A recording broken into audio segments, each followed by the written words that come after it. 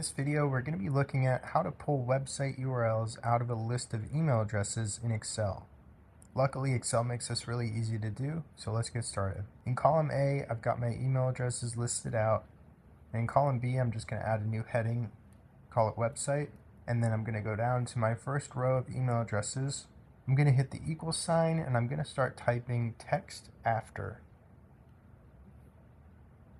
That's the formula we're looking for, is text after.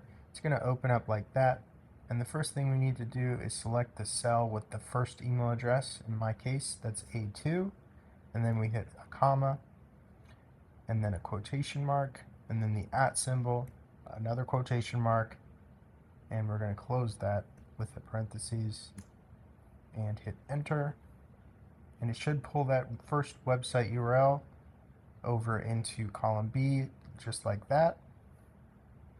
And once you have that first formula, you can just copy it down, and it should pull out the other URLs perfectly like it just did for me. And usually as a last step, I will copy all of my website URLs and then paste them as values, and that way it gets rid of all the formulas, and you can move this column around or the rows around without messing with the formula.